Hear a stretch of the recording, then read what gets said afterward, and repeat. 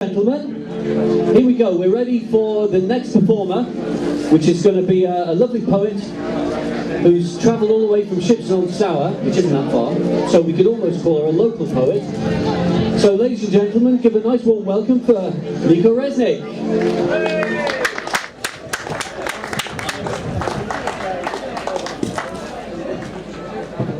Hi there everyone. My name, as you've been told, is Nico Reznick, and I'm here to read some poetry for you. So I'll be reading a couple of pieces from one of my books, Gulag 101, and a couple of pieces, well, one piece from Overglassed Horizons and one hitherto unpublished piece. If you like what you hear, we have books and we have art prints, and my debut novel is currently on a free Amazon giveaway on Kindle. So if any of that interests you, come find me afterwards and I will hook you right up with those. So this first poem that I'm going to do for you tonight is about the importance of meaningful human interactions, and by that I don't mean the standard responses that we come out when we bump into people we vaguely know in the street, or the small talk that we make in the supermarket aisle.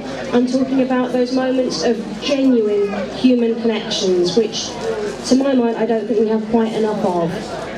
So this one is called Talking Small. The things we say to one another, we could choose to make them mean something.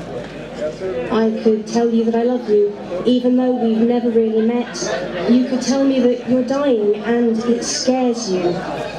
We could talk about the rise and fall of injection-molded empires, the rise and fall of your mother's chest as she took her last breath. We could vow to behead tyrants together.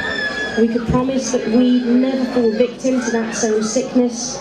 We could compare our hurts and find a connection in our mutual pain. We could try to share our loneliness, and maybe the world would be less lonely. Or at least, we could speak. Like you're a person and I'm a person, like we're both made of the same beautiful doomed matter, only separated by social convention and accidental skin. We could say something worth saying. Instead, plastic bag tax, the match, weight loss and where to buy the best factory second shoes, the televised finals of something or other, the rising cost of corned beef, the obligatory conversation piece about the weather. Can't we talk just a little bit bigger than this?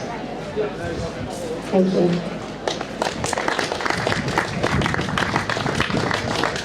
Now, continuing that theme of real moments of human connection, this next poem was based on an incredibly tender little moment that I was lucky enough to witness on a bus journey of all places, and this one is called Winter Romance. They don't speak all the long, winding bus journey. They are strangers with nothing in common besides the number 50 route and the free travel passes afforded to them on account of their quietly advancing years. She sits in the seat in front of him. Their eyes never lock. His myopic gaze through thick NHS lenses rests neutral on the back of her head, her softly blue-rinsed curls, and the collar of an eminently sensible overcoat. They sit, both silent, as outside the foggy bus windows, time has one last chew on winter's bony old carcass. She has a slight stoop, which she's doing her best to hide, and his shaking hands make his liver spots blur. They stand, the bus stopping at their mutual destination, shuffling sideways into the aisle, and something unexpected happens. The bus jolts suddenly forwards, then lurches to a startled halt, and she falls backwards into his arms, and he catches her. For a second, strange gravities assume control. There's a moment governed by different laws of physics and chemistry and half-forgotten, half-remembered biology. She flushes, infused with something warm and thirst-wettingly girlish, and he surges with a newfound potency, standing taller, the woman he's supporting somehow lessening the burden of his age. Her spine straightens, and she laughs. His face, smiling, youthens. His hands hold her unstooped shoulders and don't tremble. Sun breaks through cloud outside the window. They remember. It's spring out there somewhere.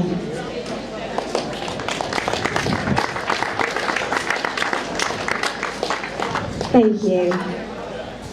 Now, this next poem some of you may relate to. I don't know if there is anyone out there to whom this applies, but if you've ever been in one of those relationships with someone who is good to you and they care about you and they genuinely want what's best for you and you're just not that into it, then this poem is for you, and it is called Thirsty Sea Dog. You tried to be my lighthouse, though I never asked you to. A bright, clean, unwavering beacon that could guide me through the most treacherous, the most turbulent, the most shark-infested of waters, and bring my sea-tossed self safely back to harbour. How frustrating it must have been for you to watch me, in spite of your true benevolent light, wrecking myself against every rock I could find, chasing storms, searching for mines and riptides, hanging out where the sirens, in their tiny iridescent scaled bikinis, ride on barracuda.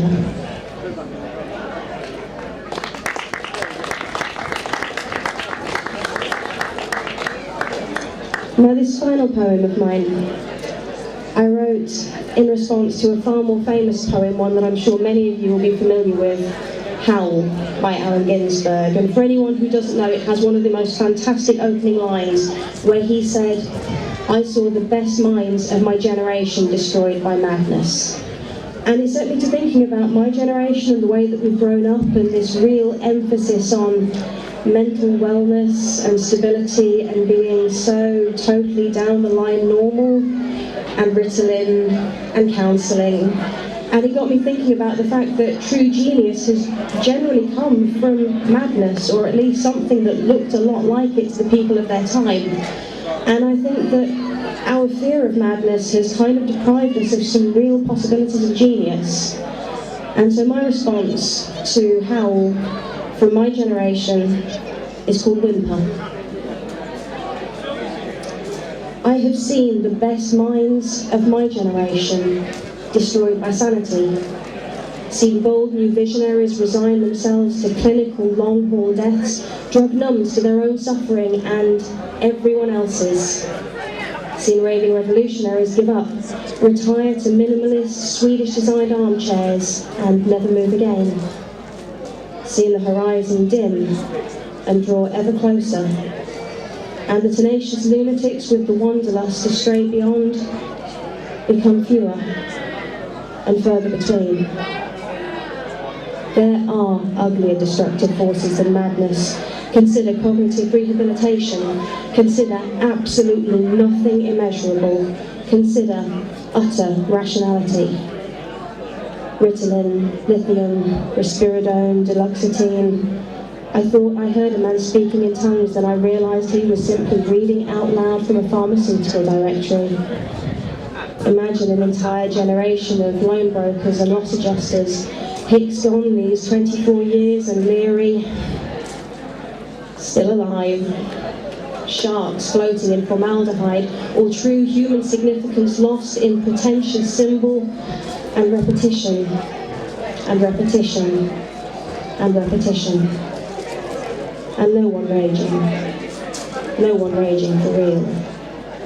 Where are Plato's maniacs now?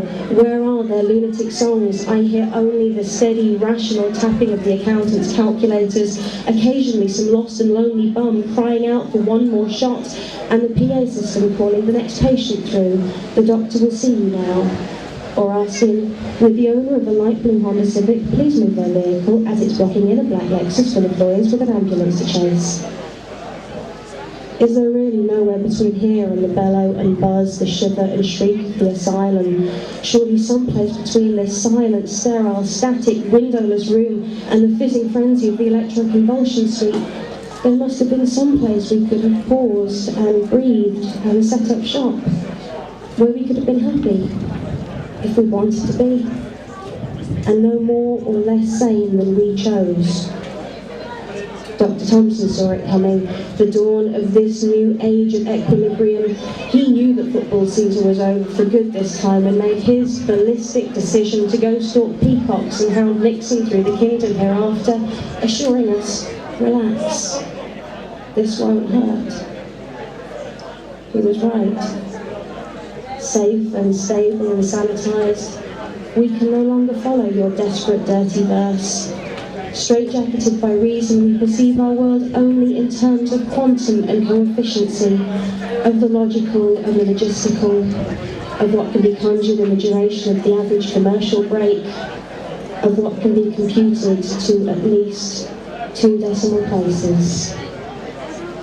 We are the chemically castrated. We are lobotomized by mutual consent. We're the perfect ones, regular and moderate and so healthy, so functional.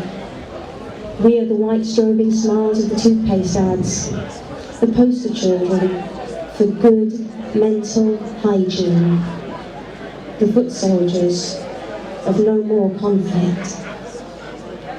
We have lost our skill for the alchemy that once distilled genius from the seething crucible of lunacy. We medicate those whose vision would otherwise put our own to shame, leave them as myopic and blinkered as the rest of us, the breadth and depth and distance of their sight no longer a worry to anyone. Give us back our madmen. We need them. Give us back our crazed anthems, our burning shrouds, our leprous one-man bands.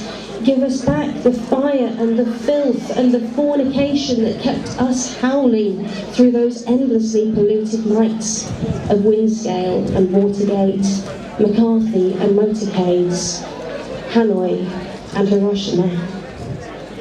Please, give us back our madmen. I have seen the best minds of my generation destroyed by sanity. Thank you.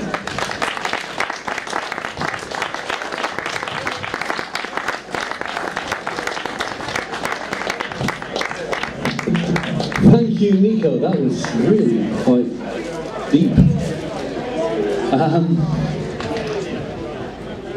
So we have to follow that now. What's going to happen again? We're just going to take a little bit of a pause while we set up for our last band of the